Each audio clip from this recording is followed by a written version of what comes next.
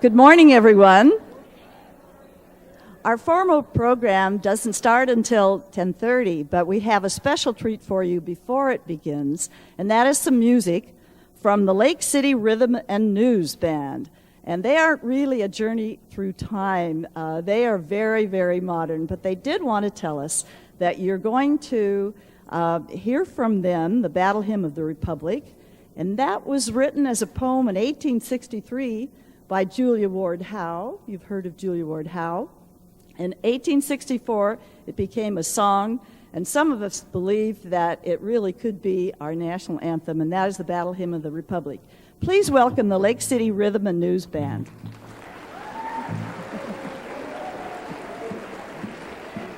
Thank you.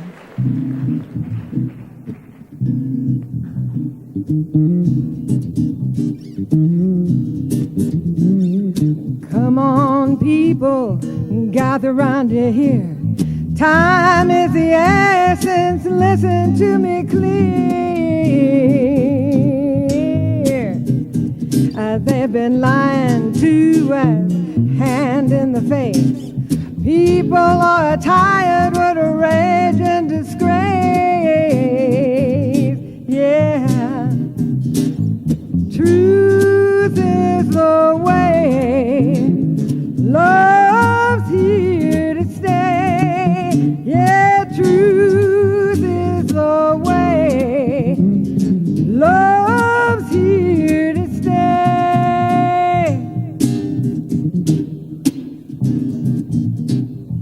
How do we tell them so they'll understand?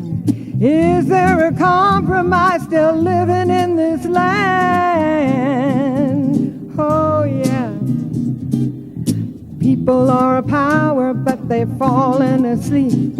Can't remember where they are, they're sinking in the deep. Truth is the way. Love's here to stay. Oh, truth is the way. Love's here to stay.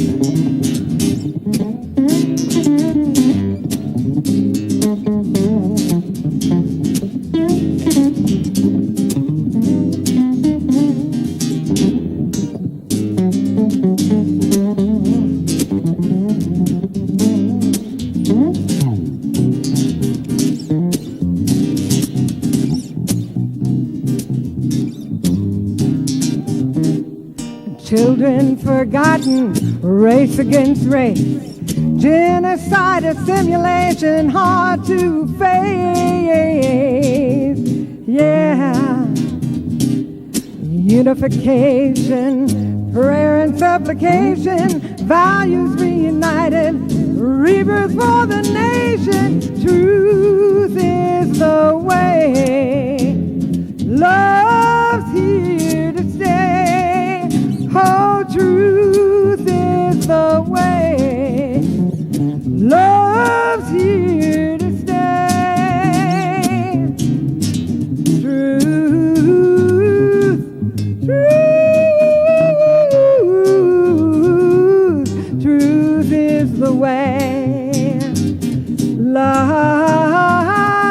love, love, love, love, love, love, love, love is the way.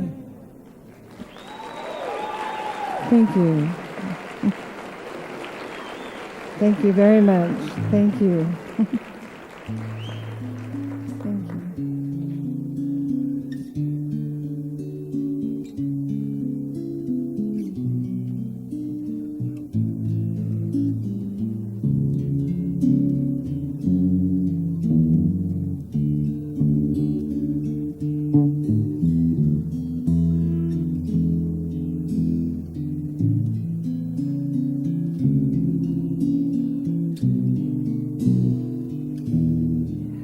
I see trees of green, red roses too. I see them bloom for me and you. And I think to myself, what a wonderful world.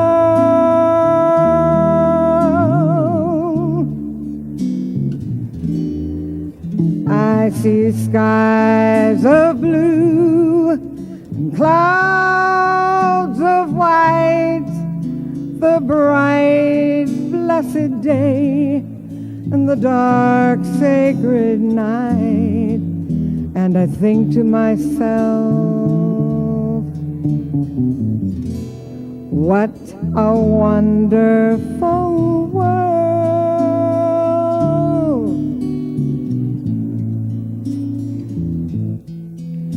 The colors of the rainbow, so pretty in the sky, are also on the faces of the people going by. I see friends shaking hands, saying, how do you do? They're really saying that I love you. I hear babies cry, I watch them grow. They'll learn much more than I'll ever know. And I think to myself, what a wonderful world.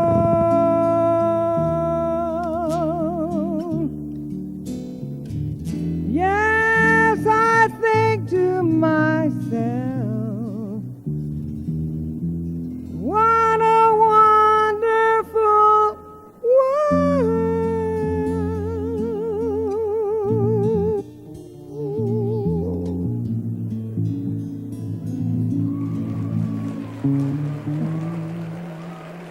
Thank you.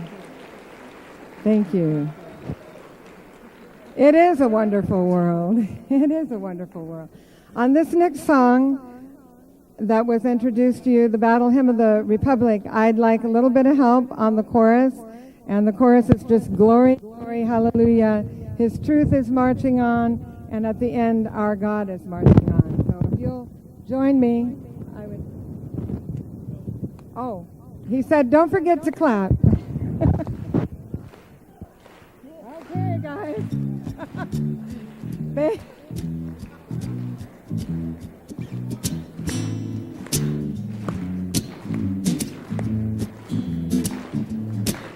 My eyes.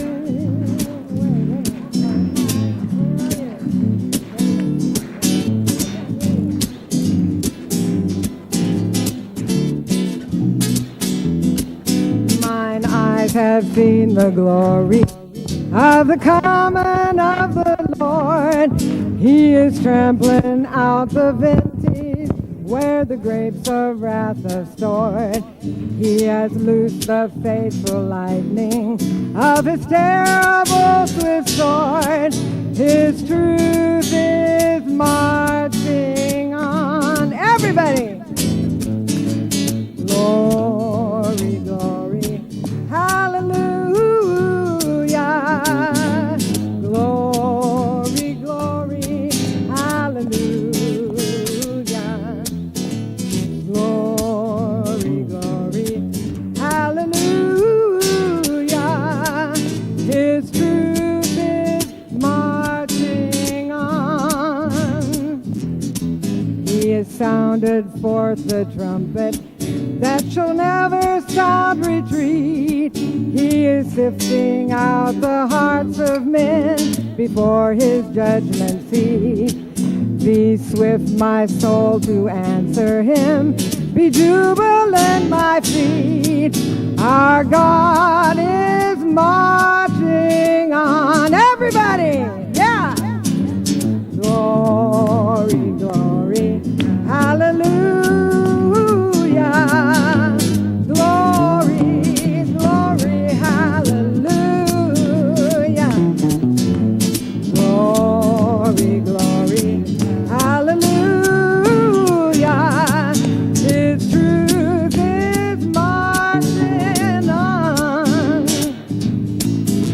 and the beauty of the lilies. Christ was born across the sea with the glory in his bosom that transfigures you and me. As he died to make men holy, let us die to make men free, while God is marching on. Everybody! Glory, glory, hallelujah. Yeah, glory, glory, hallelujah. Glory, glory, hallelujah. His truth is marching on.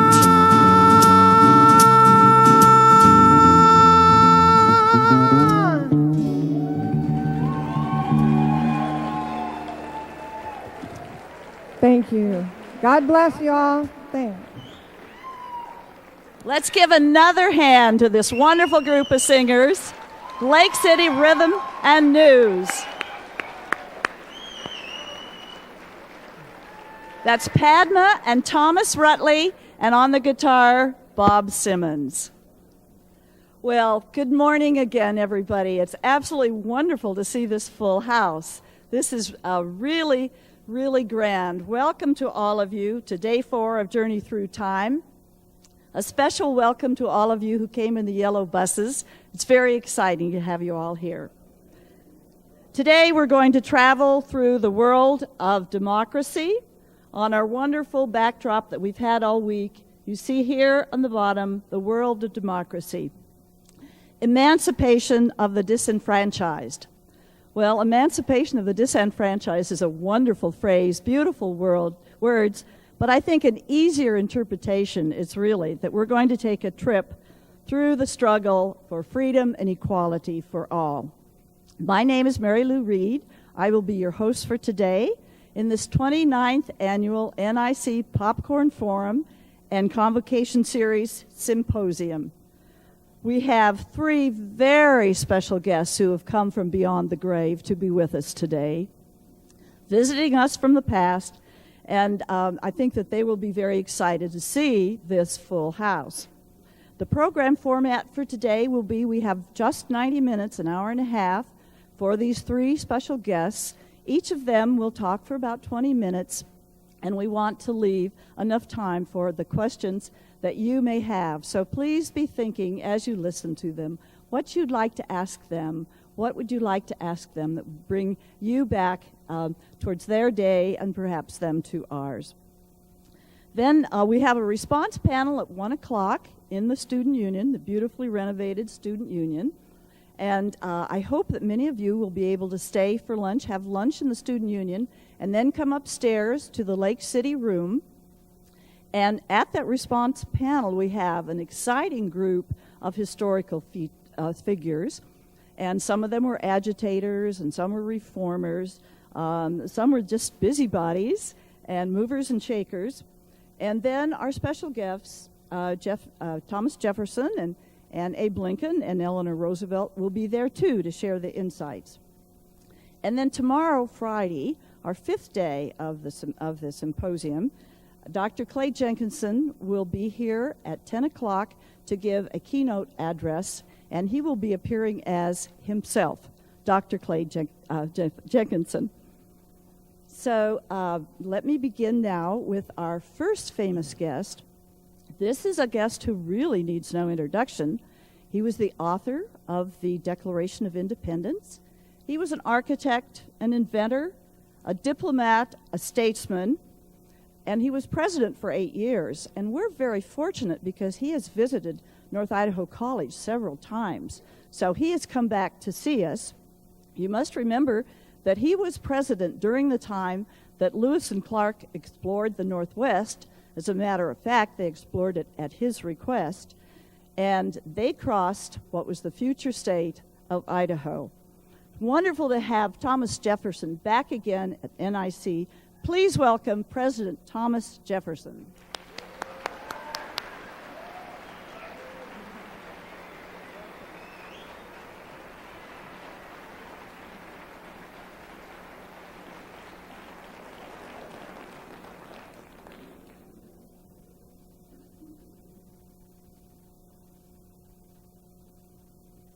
My dear citizens, let us reason together.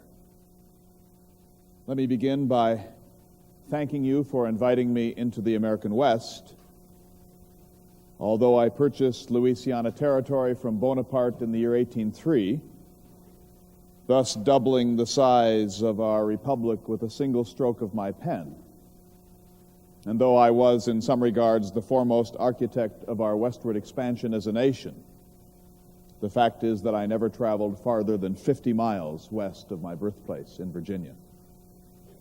I would have liked to have accompanied my young friend Meriwether Lewis to the source waters of the Missouri in 1804, or Zebulon Pike to the headwaters of the Mississippi and the Arkansas.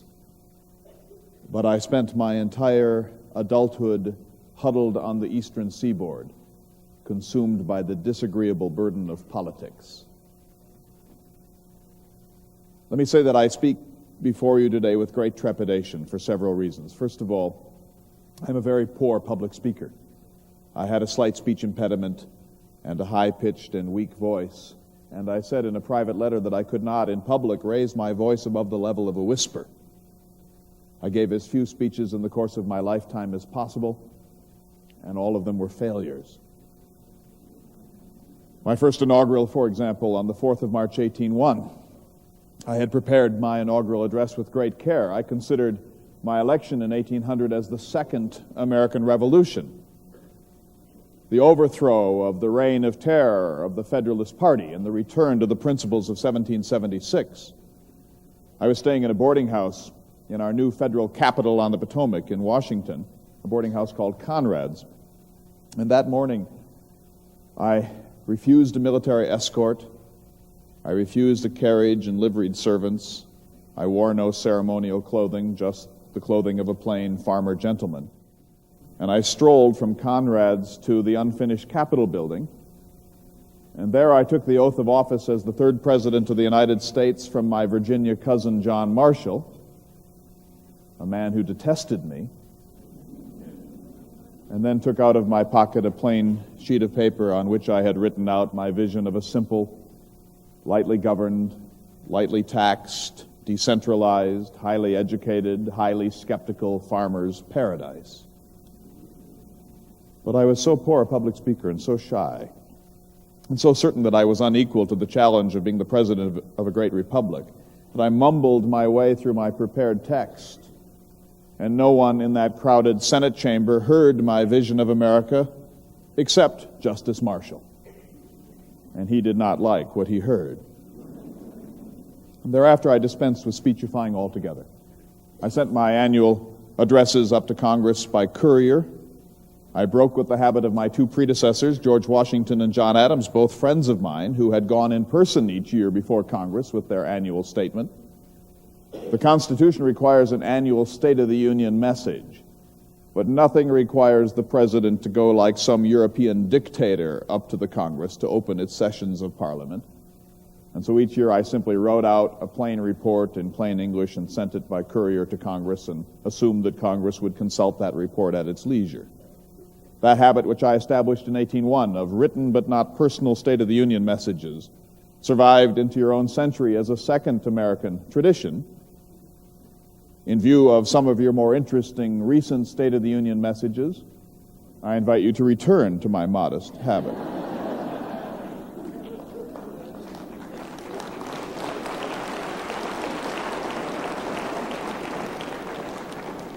There does seem to me to have been an interesting historical reversal. In my time, I wrote my own State of the Union message, and somebody else read it out.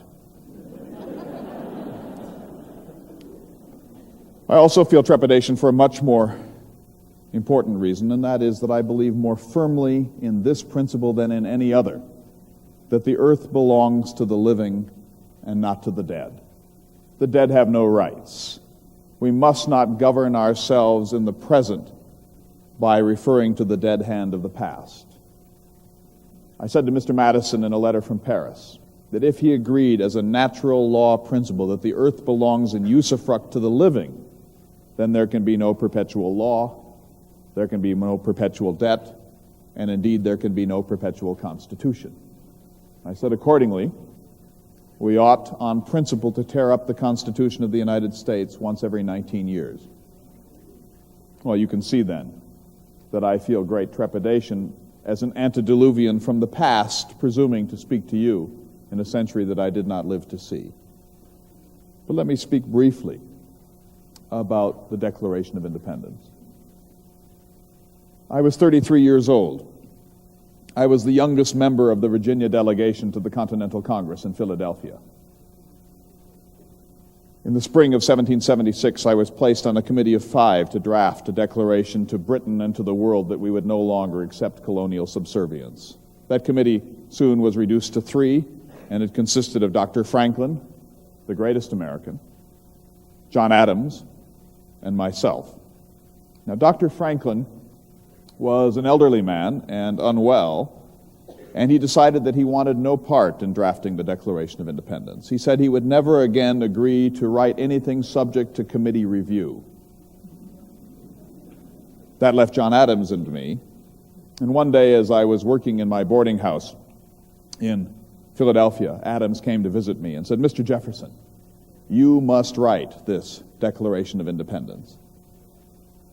I said, "Why? You are 8 years older than I am. You have played a much more significant role in the revolution than I have done. I defer to you on general grounds of experience and wisdom." He said, "No, 3 reasons why you must write the Declaration of Independence. Reason number 1, you are a Virginian, and a Virginian must be at the head of this business. Reason 2, I, John Adams, am disliked and obnoxious. If I write this document, it will have no credibility.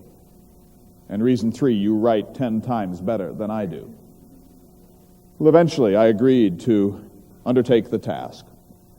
For 17 days I sat alone in a boarding house on Market Street in Philadelphia. I put a plain sheet of paper in front of me. I consulted neither book nor pamphlet. I did no research whatsoever. I simply wrote out the common sense of the subject, what every American would have written had he been called upon on this occasion to draft such a paper. I wrote the first draft in about a day, and then revised it over the course of the next 2 weeks.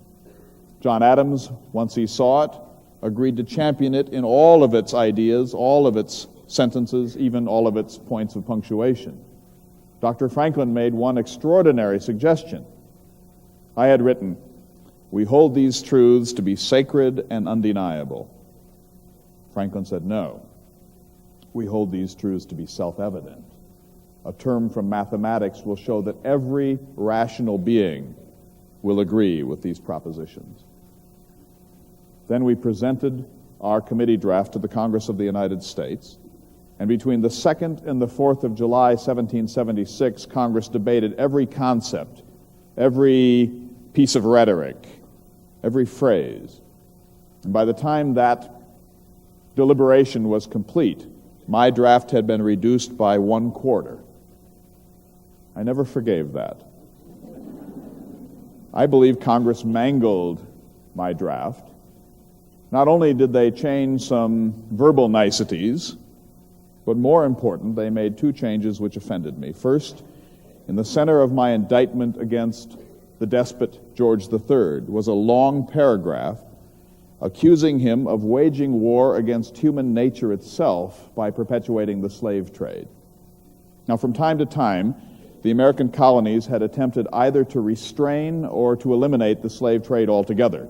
The slave trade, that is, kidnapping black Africans from their native continent, transporting them in unspeakable conditions across the Atlantic where 2 out of 5 would die in transit, then selling them to the highest bidder to men they never offended by virtue of their skin color alone. If that paragraph, assaulting the unnatural act of the slave trade, had been permitted to stay in my Declaration of Independence, it might have prevented your civil conflagration.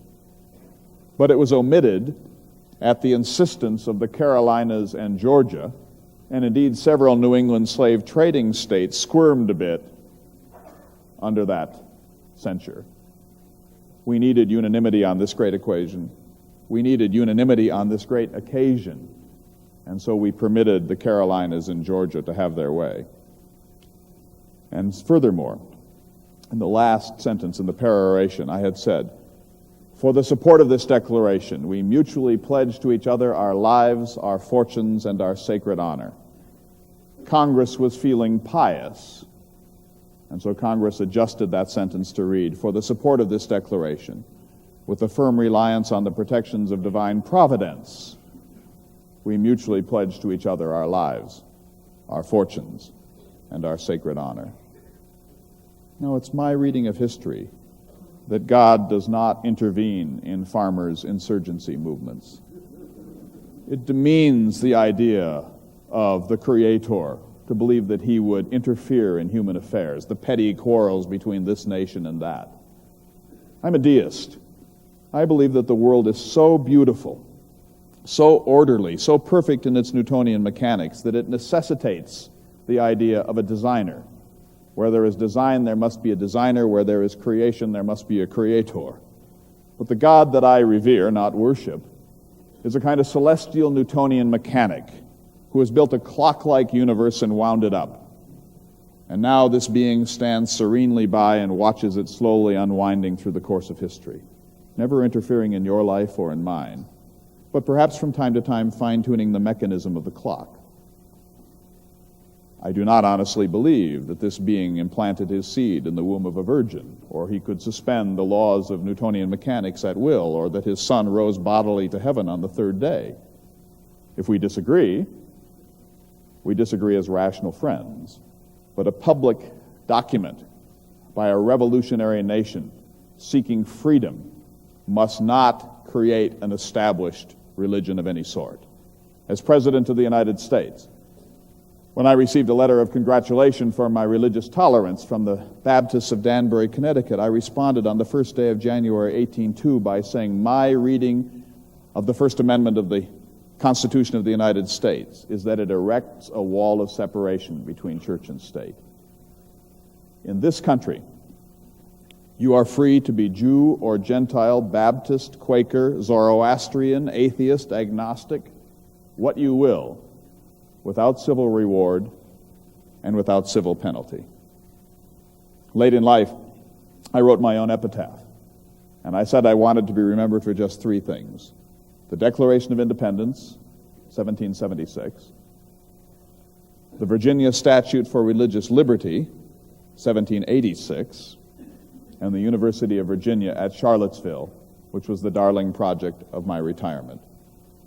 I've explained the Declaration of Independence. I'll just say one more word about it. If in 1776 it had been known that the Declaration of Independence would become the most famous document in the history of human liberty, I can promise you I would not have received the assignment. In other words, had it been known how central this document would become, almost a sacred text in the American tradition, it would have gone to one of the more important men of that body. It was at the time considered to be a minor paper, a routine state pronouncement. And I brought to it, I believe, two things. First of all, what John Adams called a peculiar felicity for expression. And secondly, a deep commitment to pierce through the local and the immediate to the universal, to natural law behind it.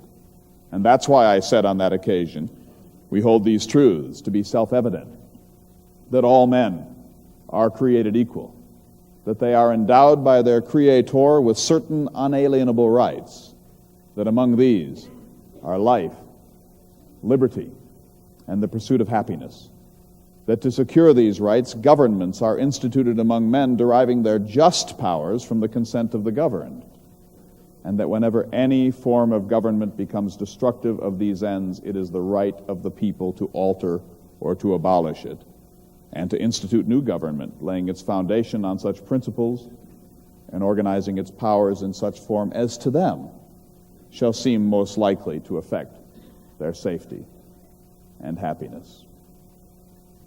Before I close, let me just say this about the Enlightenment. The United States was fortunately born in the high water mark of the European Enlightenment. It is sometimes said that Europe invented the Enlightenment and America applied it onto a landscape. This is how I see it. We were separated by 3,000 miles of ocean between America and the havoc of the old world. We were fortunate in that we had migrated from Europe as fully civilized beings, and we found a continent that, albeit filled in some places with Indians, was to our minds a blank slate, a tabula rasa. And we were now free to inscribe on this new continent any form of government we pleased. The revolution can be seen in two ways. It can be seen as a simple legal break with Great Britain, followed by the same traditions and institutions being ruled by a homegrown elite, or it can be seen as one of the pivotal moments of human history. In other words, we had it in our power in 1776 to begin the world over again, and this time to get it right, to look at every institution, every habit, every tradition, and ask ourselves, is it just? Is it rational? Does it serve the rights and the dignity of man? Can it be reformed? Can it be made more efficient? Can it be made less expensive to the citizen's body? It seems to me that the worst response we could possibly have been made to our revolution would be simply to throw out the British overlord and resume the same habits with our own citizens as leaders. This was a time for serious reevaluation of what a community is, and boldness, even radical departures from the habits of the past. I said history on the whole only teaches us what bad government has been. And so I wanted us, in a sense, to start the world over again in America. And nothing is more important in that quest than understanding the nature of man. Gloomy men like St. Augustine or St. Paul, Thomas Hobbes, our own Mr. Hamilton, believe that man is corrupt to the core. Augustine said that man is a massa damnata. He is soured in the very dough of his existence, and that without the grace of God, humankind only makes matters worse on earth. This is original sin. Hobbes said famously in his book Leviathan that life in a state of nature is nasty, brutish, and short. The Enlightenment rejects that. We believe, first of all, that man is good, not evil, that we are born good. There is no original sin. There's no curse that has been placed upon our backs by a wrathful Old Testament God. Humans are born good. And if we will educate ourselves liberally and follow the dictates of our conscience, the moral sense, we are capable of what might be called indefinite perfectibility. In other words, we are born good, and we can improve ourselves by making rational choices and creating institutions equal to the goodness of man. And so it's on our purpose in America not to despair of human nature. It's our purpose to recognize its essential benevolence and to build a society based upon that goodness, that sense of justice, that innate dignity. I believe very strongly that your anthropology determines your politics. If you believe, as does Mr. Hamilton, that man is corrupt, that he is sinful, that he's a scoundrel at heart, then you must contemplate huge government, supervisory government that will treat you like children.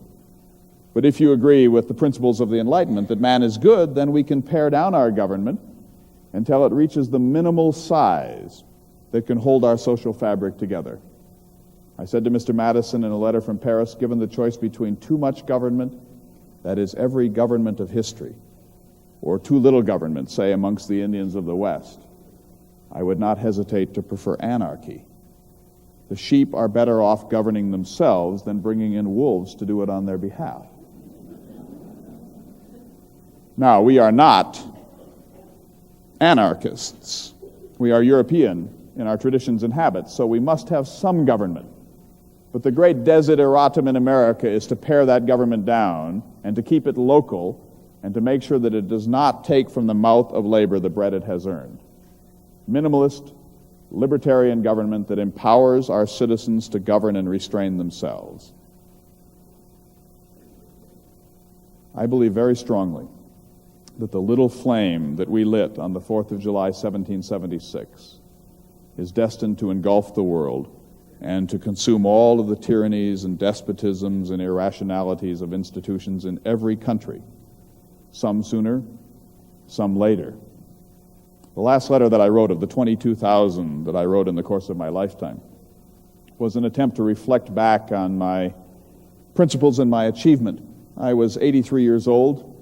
It was only 10 days before my death, on the 4th of July, 1826. I had been asked to come to Washington to celebrate the 50th anniversary of the signing of my Declaration of Independence. I could not go, of course.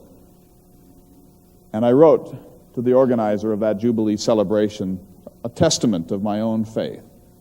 And when I reflected about what my life had meant, whether it had ameliorated the condition of man, I naturally returned to the Declaration of Independence. And this is what I said: all eyes are open or opening to the rights of man.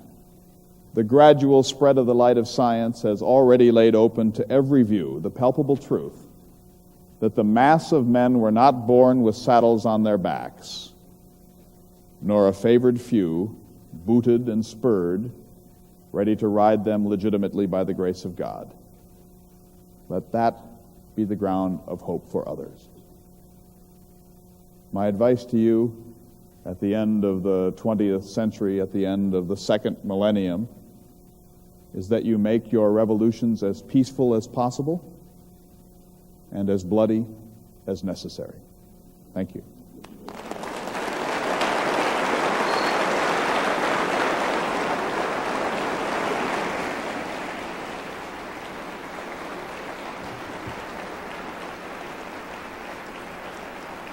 Thank you. Thank you, Mr. President, for your wisdom and for your eloquence. You were surprisingly modest about your speaking ability. It is dazzling. Our next guest is also a president. Perhaps he is one of the greatest presidents. He's often been called the great emancipator, and he led our nation through that terrible Civil War, which Mr. Jefferson has just referred to as a civil conflagration. We're very sorry that you were unable to prevent that, Mr. Jefferson. Abe Lincoln rose from very simple beginnings to become one of the giants of our national history. He is indeed a larger-than-life figure. And ladies and gentlemen, please welcome our 16th President of the United States, Abraham Lincoln.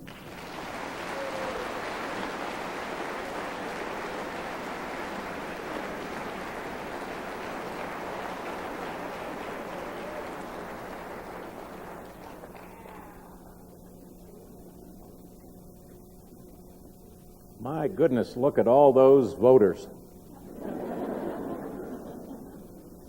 Perhaps I should declare my candidacy for office on this occasion. It is a great pleasure to be here in the modern state of Idaho. I had the distinct honor, as you will recall, of creating the territory of Idaho back in 1863. It was a much larger territory than the modern state. And I did regret it somewhat a year later when I carved the territory of Montana out of the larger Idaho territory, leaving your state with an ungainly northern panhandle and looking like nothing so much as a pregnant L. But I needed your gold, and I needed your support in the great contest that we were waging in 1863 and 64. But let me tell you a little bit about myself, as politicians are wont to do. I was born in the year 1809 in the state of Kentucky.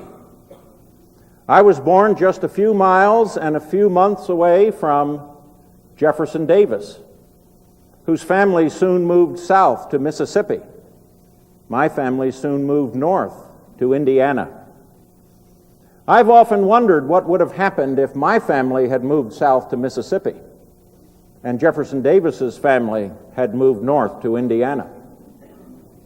One of your current historians was kind enough to say that if the presidents of the Confederate States of America and the United States of America had been switched, the South would have won its independence. I appreciate that comment, although I believe that the rebel states fought for the wrong cause from start to finish. My parents were hardscrabble dirt farmers. My father, Thomas Lincoln, was an honest man and a hardworking man, but he was barely literate. He could but bunglingly sign his own name. He had very little ambition and no use whatsoever for books. And he was a Democrat. And that is probably why I became a Whig when I reached maturity, and later a Republican. The Democratic version of the future was a flat line. It was more of the same. All the Democrats could think of was expansion, more land, spreading out. That is why I opposed the unjust war which stole half of Mexico in 1847 and 48. I belong to the Whig Party because my party offered opportunity, it offered choice, it offered growth, it offered development, it offered a better future, not just more of the same. We believed that the United States could become qualitatively an improved nation, a better place in which to live in the future. The Whig Party and later the Republican Party offered those opportunities. My father made one brilliant decision in his life, and that was to move when I was in my 8th year from Kentucky to Indiana across the Ohio River. My father hated slavery, and I imbibed that dislike at my father's knee. He moved from a slave state, Kentucky, to a free state, Indiana, and I lived in Indiana for the next 10 years. Yes, I was a teenage Hoosier. In those days, farmers in southern Indiana were called Hoosiers. Farmers in southern Ohio were called Buckeyes. And farmers in southern Illinois were called Suckers. And that is why, soon after my family moved once again to southern Illinois, I left my father's farm and moved to northern Illinois. I certainly did not want to be a sucker. And I moved to the town of New Salem, a struggling young community on the banks of the Sangamon River. We had high hopes for the growth of New Salem, although the river proved not to be navigable, and there was no federal program under Democratic administrations to dredge it and make it so. And so after a number of years in my 30s, I moved into the nearby town of Springfield, Illinois. But it was while I lived in New Salem that I was elected to 4 consecutive terms in the Illinois state legislature as a member of the Whig Party. The Whigs were the party of the great Henry Clay, my political hero and the finest statesman and politician in all of American history. And one of my accomplishments as a state legislator in the 1830s was to move the capital of Illinois from Vandalia in the south to Springfield in the north.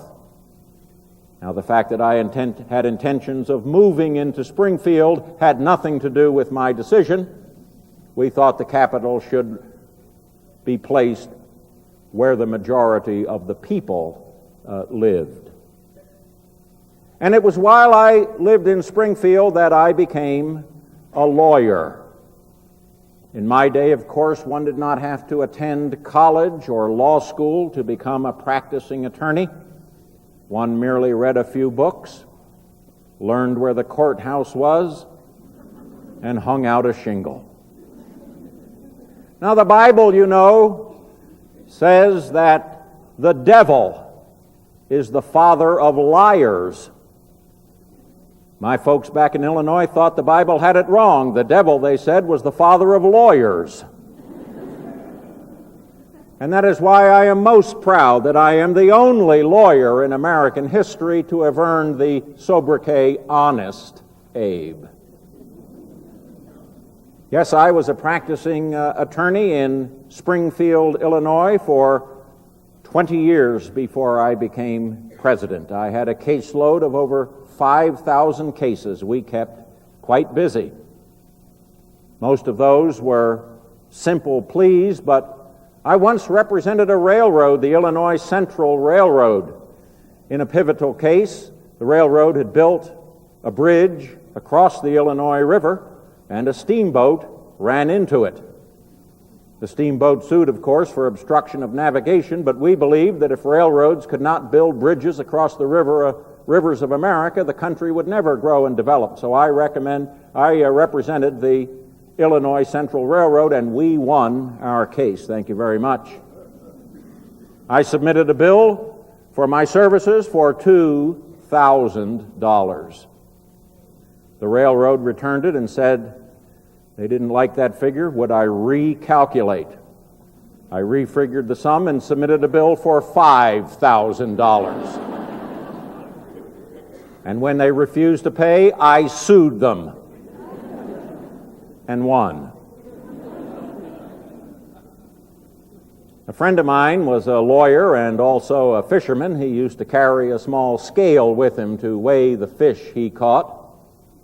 One day, a physician borrowed that scale to weigh a newborn baby. It weighed 47 pounds.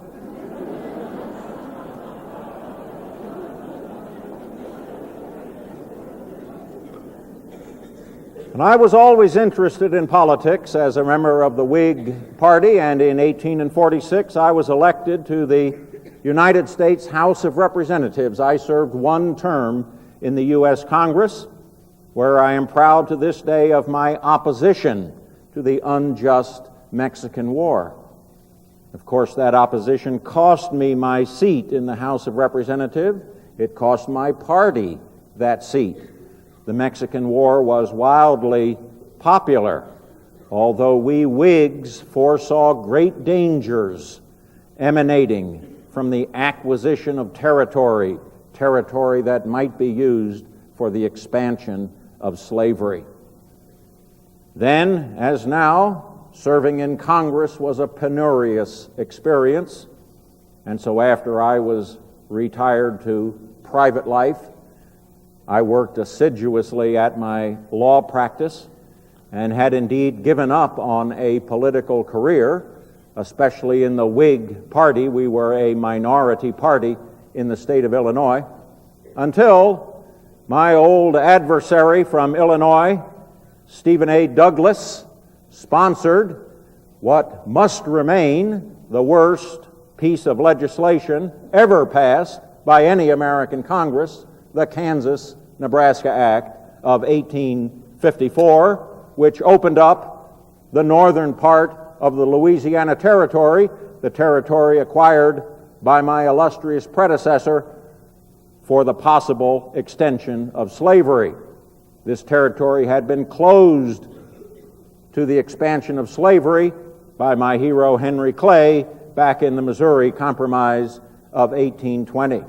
It was the Kansas-Nebraska Act that drew me back into politics, first as a Whig and later as a member of the Republican Party.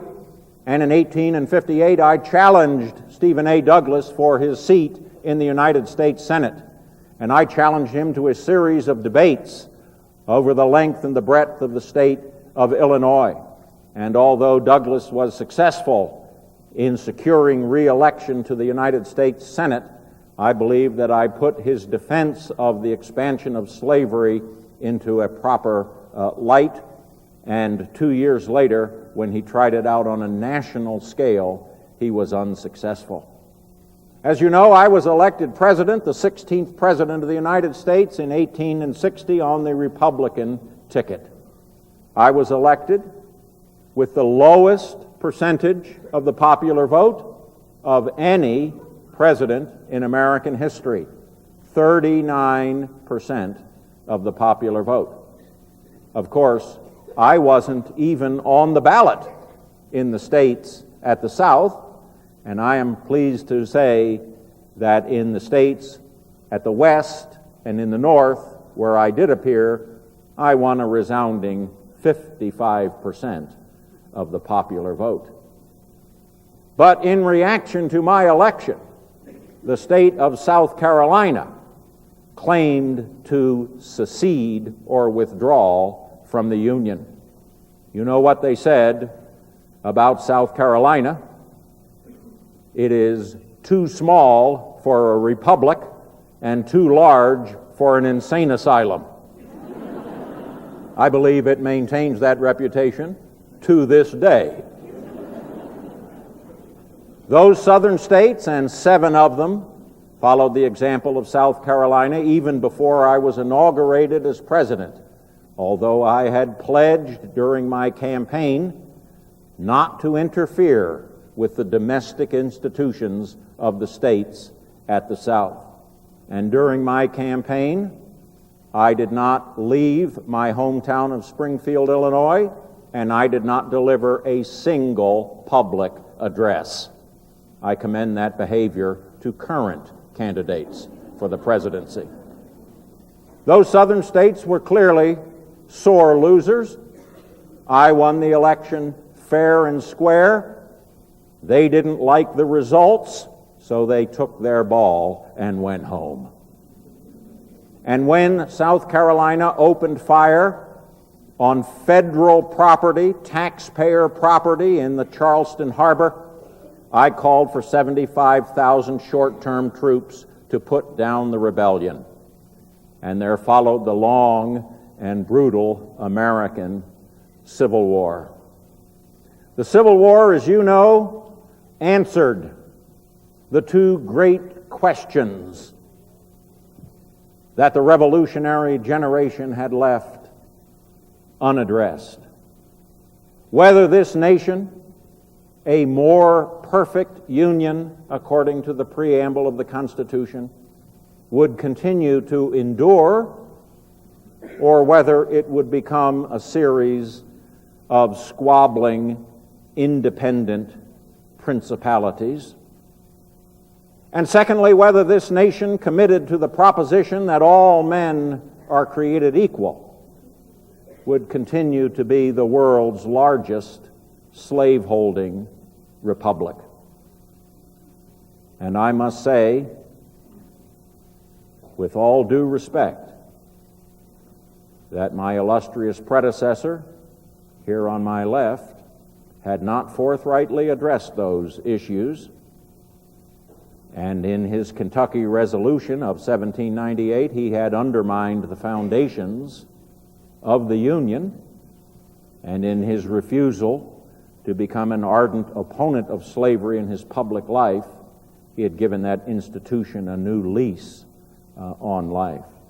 But I must also say that his declaration, with its promise of unalienable human rights, including life, liberty, and the pursuit of happiness, and his notion that all men are created equal, was the guiding star of my principles. I never had a political principle that did not derive directly from the Declaration of American Independence. It was that document which gave hope, which gave promise to the human race that life would become better and more progressive in the future.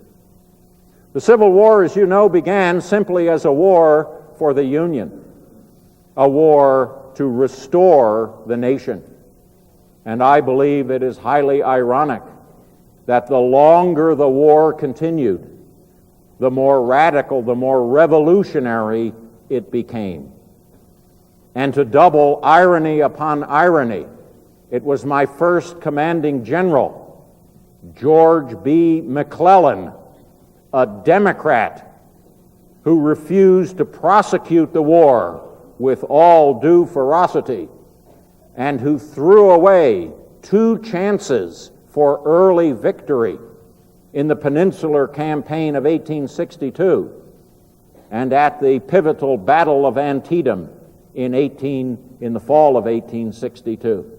Had McClellan prosecuted his campaigns with more deliberateness, the war may have ended sooner.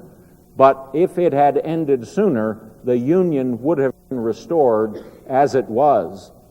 McClellan, who believed in the institution of slavery, served as its unwitting destroyer by prolonging the war due to his inactivity. And the war had not continued for more than a year before I, and I believe a majority of my party and of the citizens of the North, came to realize that slavery was the greatest source of strength to the South, to the rebel states at the South, and one of the great weaknesses in the Northern war effort. And I called the representatives of the northern slave states that remained in the Union and urged upon them a policy of gradual emancipation. They refused my entreaties. And so, 5 days after the Battle of Antietam, I issued the preliminary Emancipation Proclamation announcing that the abolition of slavery, the achievement of universal freedom, would be a Union war aim, a goal of the United States. And let me say, as I conclude my remarks to you, that in the long history of this country, from its founding in the Declaration of Independence, in the War of American Independence, and in the Constitution, to the present day, at the end of the second millennium of the Christian era, in the long history of this country, the abolition of slavery, the end of an institution as old as human history, is our finest achievement. It is the best thing this country has ever done to end slavery and to announce that when the Declaration of Independence said all men are created equal, it meant all men, regardless of color, regardless of status, regardless of size or any moral or intellectual capabilities. The Declaration of Independence meant what it said. And if I achieved anything in my presidency, in my administration, it was to bring the 18th century Declaration of American Independence into the modern era and render it relevant to the society in which I lived and the society in which you enjoy personal freedoms today. Thank you very much for your kind attention, ladies and gentlemen.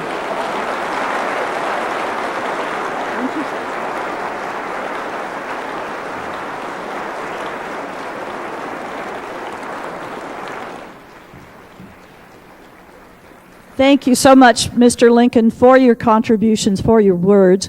We'd like to have you meet Thomas Jefferson, whom I'm sure appreciated your kind words about the Declaration of Independence, despite the little dig that you made about his contribution to slavery. Our third guest also made a tremendous contribution to the cause of democracy. This is the woman who was the longest, who was the first lady longer than any other woman in history. She was an advocate of human rights, of people rights. She spoke out for children, for women, for the dispossessed, for the disenfranchised. She broke new ground on behalf of others, And she wasn't always very popular, but she kept on speaking and writing on behalf of others. And I'd like you to please welcome Eleanor Roosevelt, who is also the former U.S. delegate to the United Nations. Eleanor Roosevelt, please join us. 1852.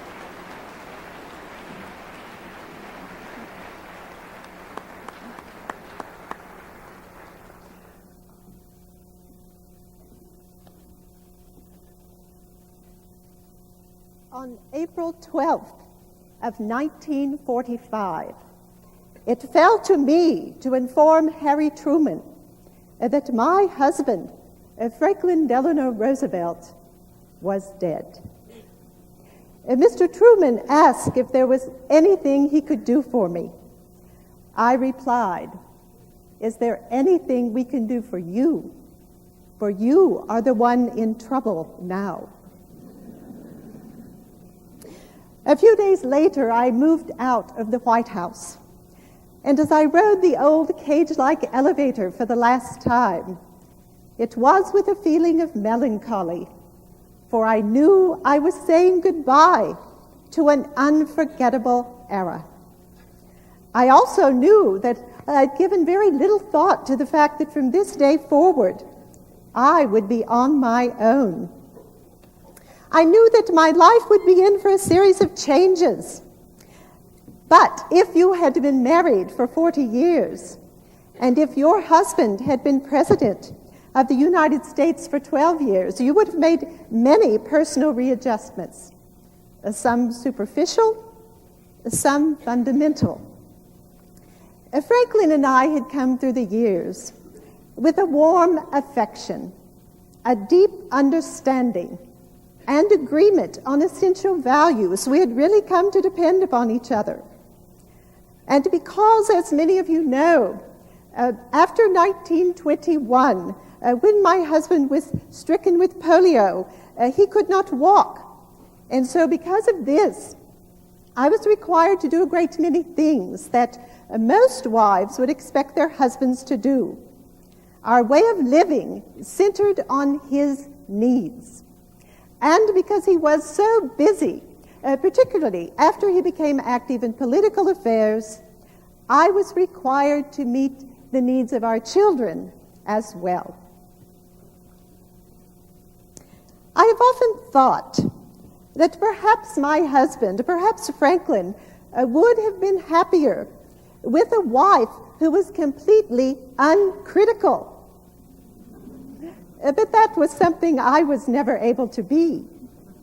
And so he had to find it in some other people. Nevertheless, I think I very often acted as a spur, even though I know that the spurring was not always wanted or welcome. I was one of those who served his purposes. One purpose that I served very often was to travel about on Franklin's behalf and to investigate schools and hospitals, and he trained me to return to him at the White House and to report. He would say to me, "Eleanor, when you go into a kitchen, don't just trust that what's on the menu is actually being cooked. Go into the kitchen yourself and lift the lids on the pots and look inside and see if that's really what is being cooked." I remember one day during the war years, I left the White House very, very early one morning to visit a prison in Baltimore. And I left too early to inform Franklin as to my whereabouts. Later on his way to the Oval Office, he asked my secretary, Tommy Thompson, where I was. "She is in prison, Mr. President." Franklin replied, "Well, I'm not surprised, but what for?" In December of 1945, Mr. Truman reminded me that the first organizational meeting of the United Nations was to be held in London in January of 1946. And so he asked me if I would agree to serve as a member of the United States delegation. "Oh, no," I said, "that would be impossible. How could I participate in the forming of this great international organization when I had no background or experience at all in international affairs?" But do you know really why I initially told the president I would not serve?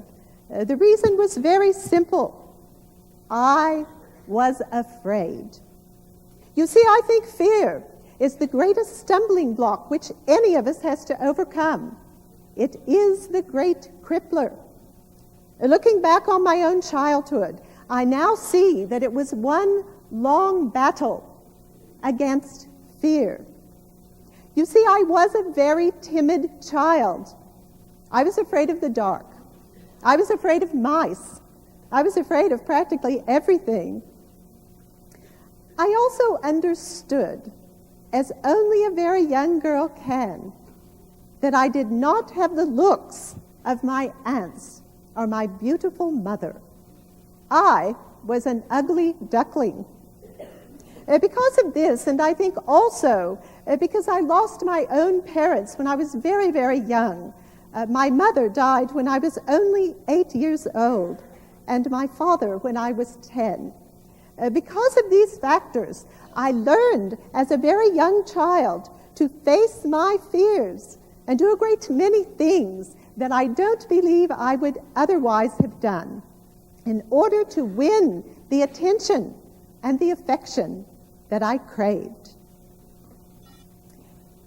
When I considered the president's offer, I also realized that my husband had felt very strongly about the establishment of the United Nations, and so I felt a great sense of responsibility on that score.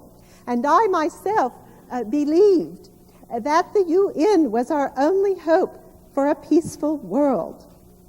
And so at last I agreed to serve, with fear and trembling. But I might not have agreed if I had understood that my appointment would have to be approved by the United States Senate. You see, there were many senators who did not approve of me at all. I think primarily because of some very strong statements that I had made with regard to the necessity of ending discrimination against Negroes, and also for some of my actions. For example, in 1939, there was a plan to have the great black singer Marian Anderson perform in Washington. Some of the organizers from Howard University came to me and asked for my assistance.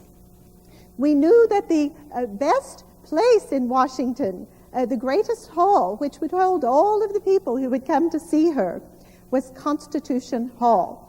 And that, of course, was controlled by the Daughters of the American Revolution. However, when we approached them about using the hall for this great concert, their answer was no. They said that no Negro would ever be allowed to perform in that hall. Now, I was faced with a very great decision. I was, of course, First Lady at the time, and I was also a member of the Daughters of the American Revolution. What should I do? At last, I felt that my only recourse was to resign from the Daughters of the American Revolution. And then we set about finding another place that Miss Anderson might sing. And at last we decided that there would be an outdoor concert at the foot of the Lincoln Memorial. It was a very great event, and over 75,000 people attended. I, however, was not among the number, because I felt that if I had attended, some of the attention would have been focused on me because of all the controversy that had ensued, and that would not have been correct at all. That all of the attention that day should rightly belong to Miss Anderson. And so I stayed home in the White House while the great concert went forward. But many of my friends came to me afterward and told me that it was a very great success. However, my behavior on this occasion undoubtedly had some impact on senators, many of whom went to Mr. Truman and begged him not to appoint me to the United Nations. But at last, when the vote was taken, only one senator, Mr. Theodore G. Bilbo of Mississippi, actually voted against me. And when the reporters asked him why, he would only say that there were so many, many reasons. In order to list them all, he would be required to write a book. And I don't really know if Mr. Bilbo could read, and so I think that would have been most difficult. When I arrived in London in January of 1946, however, I walked on eggshells. I knew, as the only woman member of our delegation, I was not very welcome. And I also knew that if I failed to be a useful member, it would not be considered merely that I had failed as an individual, but that I had failed as a woman. And in that case, it would be a very long time before another woman would be asked to serve. The gentlemen of our delegation assigned me to Committee 3. Now, I had no more idea than the man in the moon of what Committee 3 might be. But I soon found that it dealt with cultural and educational and social issues. I could just see the gentlemen of our delegation puzzling over this list of committees. Oh no, we can't put Mrs. Roosevelt on the legal committee. What does she know about budgetary matters? And could she function on the political committee? Ah, here's a safe place for her. Committee 3. She can't do much harm there. Strangely enough, I felt the very same way about it. But we were all soon to learn that Committee 3 was much more important than we had imagined. The first issue that came before our committee required me to form an opinion, and I opposed the idea of many, many refugees who had been displaced during the war years being forced to return to communist countries. I felt that this should not happen, and that a citizen of the world should be able to choose where he wished to live and not to be forced. At last, when this issue came before the General Assembly, I was asked to address the full body and to argue our position, which of course meant to argue against the Soviet position. I was badly frightened by this great responsibility. But when the time came, I walked to the podium, tense and excited, and I did my best. And we won the vote. Later on, I was asked to chair the commission that drafted the Universal Declaration of Human Rights. This International Bill of Rights, I believe, is on the same level with Mr. Jefferson's Declaration of Independence of 1776 and Mr. Lincoln's Emancipation Proclamation of 1863. It was ratified by the General Assembly on December 10th of 1948. However, although all of you know that it is modeled upon our own Bill of Rights, I think you also understand that we in this country have a great deal to do in order to prove that we are staunch advocates of human rights for every person, every human being throughout our great nation. Unless we are able to guarantee these rights to all of our citizens, I feel that we shall have little to offer the world that is better than pure materialism. And I hope that that shall not be our legacy to the world. Where, after all, do universal human rights begin? They begin here, in small places close to home, so small and so close that they cannot be found on any map of the world. This is the world of the individual person, the neighborhood where he lives, the school or college that he attends, the factory, farm, or office where he works. These are the places where every man, woman, and child seeks equal opportunity, equal rights, and equal dignity without discrimination. Unless we are able to ensure these rights in the small places, I believe we shall search in vain for progress in the larger world. I hope all of you will join me each day also by reading the newspaper. I know that our President Eisenhower has not set a good example for all of us. As I understand, he never reads the newspaper at all. But instead, he asked one of his aides to read it for him and then report on what they think is the important part of the news. This cannot be an effective system, and I suppose it is a military habit, for you know that Mr. Eisenhower was a general before he became president. Democracy and ignorance do not go together. A good citizen is an informed citizen. It is not enough for all of you to love democracy and to believe in it. You must be able to read and to think for yourselves about what you read.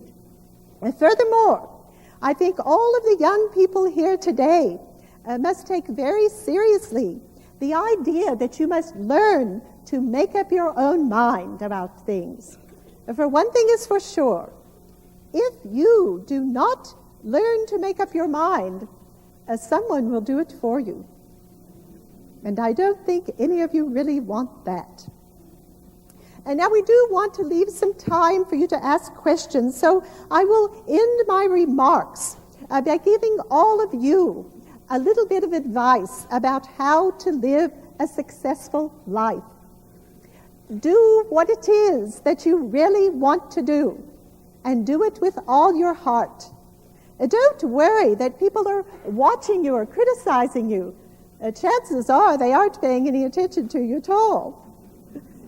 Be flexible, but stick to your principles. And above all, I think you must beware of the greatest danger which faces all of us today, and that is the loss of your own individuality. You see, I think we are surrounded on all sides by pressure to conform to a standardized way of living, to rubber stamp thinking. And of course, the greatest danger comes from within each of us when we are tempted to do things the easy way. And I think we lose our value and our meaning as a person. I suppose you might say that I came to my own kind of individuality over a great many years and many, many experiences. But I think I have learned this. It is a brave thing to be an individual. It is also perhaps a lonely thing. But it is better than not being an individual, which is to be nobody at all. And I would leave all of you with this thought about the nature of women. I believe that a woman is like a tea bag. You never know how strong it is until you put it into hot water.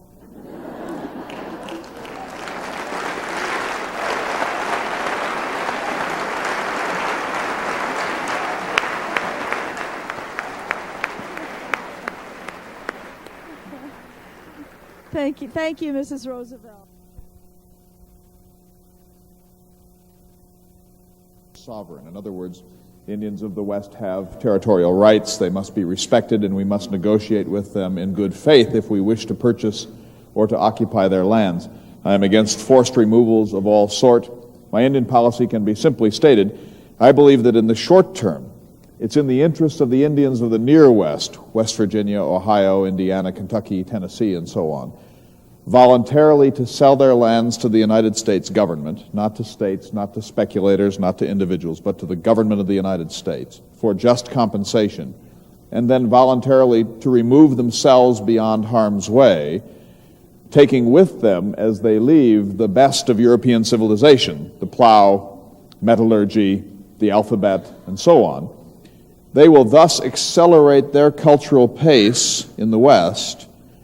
They will also absorb only the best of European habits. They will not be troubled by unscrupulous liquor salesmen or by the diseases of white people or by promiscuous mingling too soon in our history. The problem is that if you mingle a Stone Age culture with a highly advanced metallurgical European gun-toting culture too quickly, the result is almost inevitable extinction of the Indian peoples. So there must be some temporary separation in order to create eventual amalgamation. Now, I admit that this is a very difficult policy to pursue, but I believe very strongly that Indians have rights and we have a duty to respect them. In my second inaugural address, which I invite you to examine, I made the longest presidential statement on Indian affairs.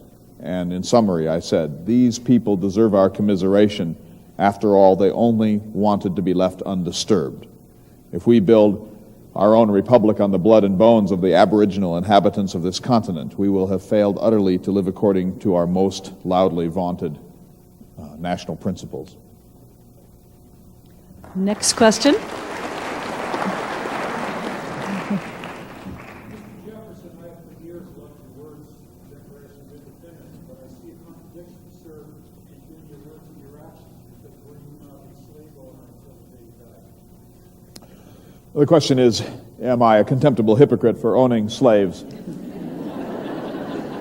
at the same time that I advocated universal human rights? There is absolutely no defense of my ownership of slaves, and nothing that I'm about to say could be construed as a justification. Slavery is an abomination, it's illegal, it's a violation of natural law, it's a violation of the principles of our Declaration of Independence, of our Bill of Rights. There is absolutely no defense of this execrable habit. I owned as many as 200 slaves.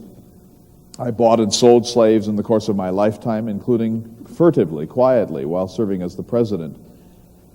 I only freed 8 slaves in the course of my existence, 5 during my lifetime, 3 at the time of my death. I had 3 types of slaves, as did every plantation. Unskilled field laborers, the majority. Skilled craftsmen, carpenters, joiners, wheelwrights, masons, bricklayers, and so on. And then household servants, as often as not, mulattoes. I never would have offered freedom to my unskilled field laborers. As a paternalist, I felt that they could not live outside of that institution, that they had been ground down psychologically by generations of enslavement, that they were childlike in their dependency, and you cannot undo that damage in a day or in a decade, possibly in a century. But I did believe that household servants, who sometimes were literate, and skilled craftsmen might find employment in the outside world, and I occasionally manumitted them or offered them their freedom. I tried on at least a dozen occasions in the course of my lifetime to free all of the slaves of the United States, beginning with that paragraph in the Declaration of Independence, then with my bill for the government of the Western Territories, which would have forbidden slavery to cross the Appalachian Mountains anywhere in this country. Then my draft constitution for the state of Virginia, which would have freed all children of Negroes after such and such a date, and so on and so forth. The fact is that the people of my time, and especially the Southerners, were unwilling to do this simple piece of justice. In my fragmentary autobiography, which I wrote at the age of 77, I said, nothing is more certainly written in the book of fate than that this people must and will be free. But my generation did not accomplish that.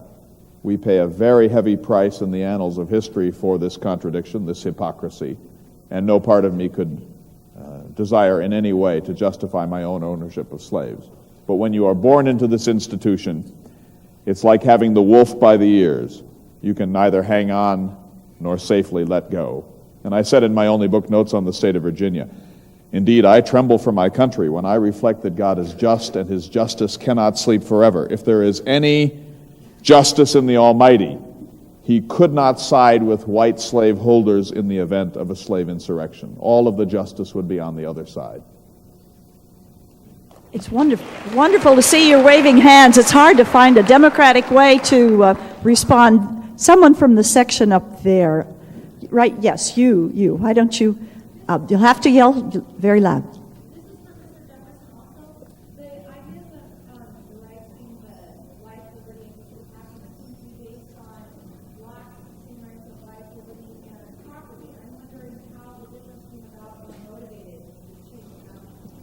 Why did I substitute for Locke's Trinity, life, liberty, and estate, or life, liberty, and property, my own phrase, life, liberty, and the pursuit of happiness? Well, it's a complicated question. Let me give a simple answer. First of all, I think that property is an important human good, but it can be overrated as a human good. I believe that everyone is entitled by natural law to a small plot, a farm, on which to subsist, or if the economy is more complicated than that and there is no free land available, entitled to a job that would provide the same sufficiency that a farm might have done. That, I think, is stated beautifully by John Locke in his second treatise on government.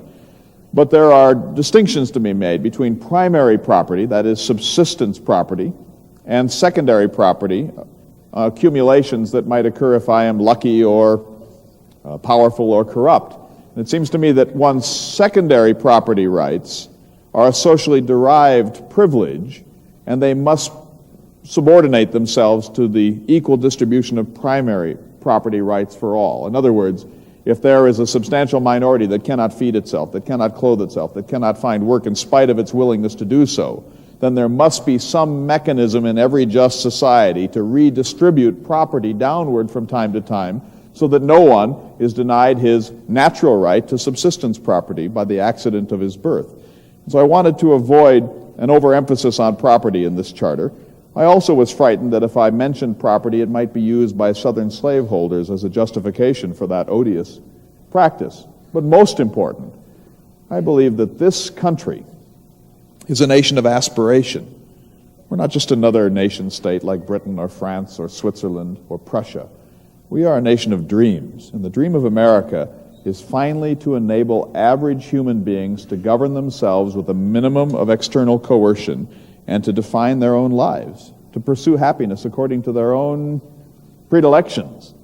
It seems to me that this nation must always have a dreaminess at its core, and I wanted the Declaration of Independence to be open-ended and to invite a future of virtually utopian dimensions and not simply to establish us as another economy and another political structure. Beautiful. Another question? Do you still have your question back there? Yes. Please speak up. I had a question for President Lincoln, and that was, if the means justify the ends, how do you rectify the fact that you unite habeas corpus and arrest the governors of the states who disagree with the policies during the Civil War? The questioner, I might again say the accuser, charges me with violating constitutional provisions with arbitrary arrests against the right of habeas corpus. Sir, I would respond by asking you to read the Constitution carefully. Constitution says that the right of habeas corpus may not be suspended except in cases of civil insurrection. Now, if the American Civil War was not an example of a civil insurrection, I must be living on some other planet, sir. I believe that my actions fell within the boundaries of the American Constitution. I believe they were necessary to preserve the nation. I did not believe that we could sacrifice the Constitution or sacrifice the nation in order to preserve the Constitution. I did not believe that we should lose the life in order to preserve the limb. I believe that we sometimes needed to sacrifice a limb to preserve life. I acted, sir, in the best interests of the United States of America. And I would say the results justify my actions. Thank you. I'm told, yes. Question from down in front.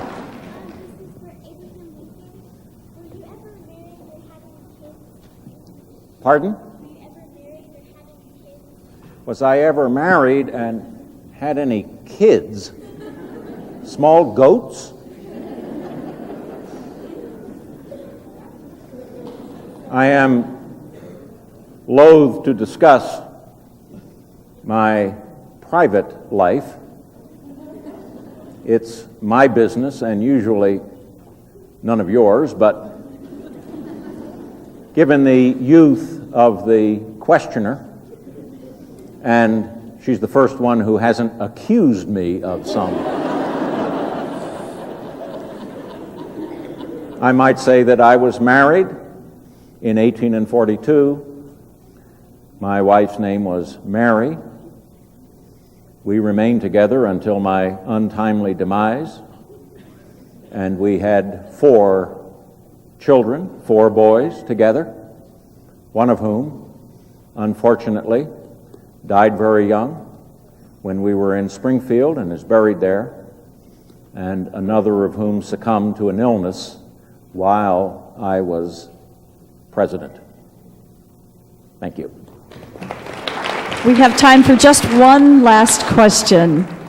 Yes, in the middle. Mr. Jefferson, I have a mathematical question for you. I hear that you use calculus daily in your life, and I wonder if you use calculus in architecture or was there another math discipline that you use more often? The question is about my obsession with mathematics and grids and crotchets and diagrams and so on. It is true that in my architectural designs for Monticello and the University of Virginia and Poplar Forest and the Capitol at Richmond and so on, I often worked out the measurements to 4 or 5 decimal points at a time when our building construction systems were enormously crude. So there was a kind of rage for order in my character that went way beyond our abilities to build according to those specifications. But you mentioned calculus.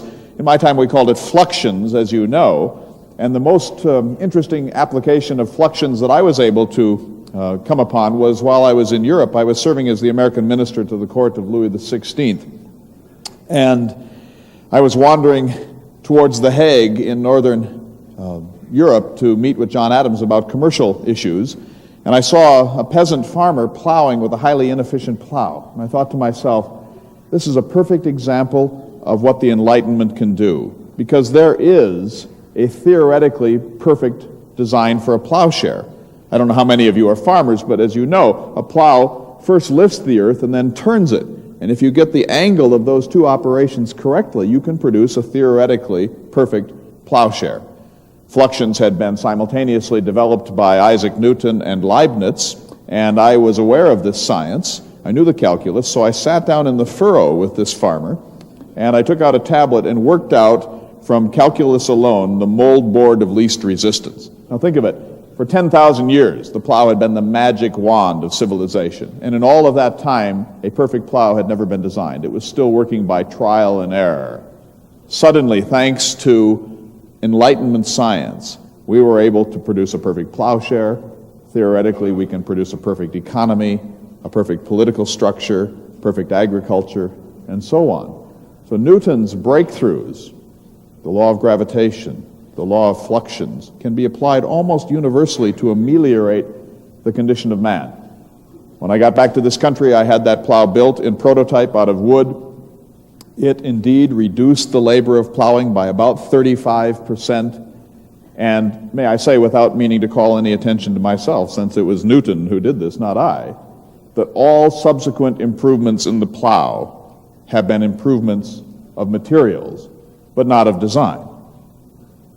That is the very heart and soul of the Enlightenment, and that's why we need mathematics and science in a republic. I think Swift said in Gulliver's Travels, "He who makes 2 blades of grass grow where one did previously has done more good than all of the statesmen of history." Indeed. Well, I'm sorry we have to bring this remarkably interesting dialogue to a conclusion. Thank you. You've been a perfect audience. And please say thank you again to our remarkable guests. President. Citizen, you were wrong about that, but that's all right.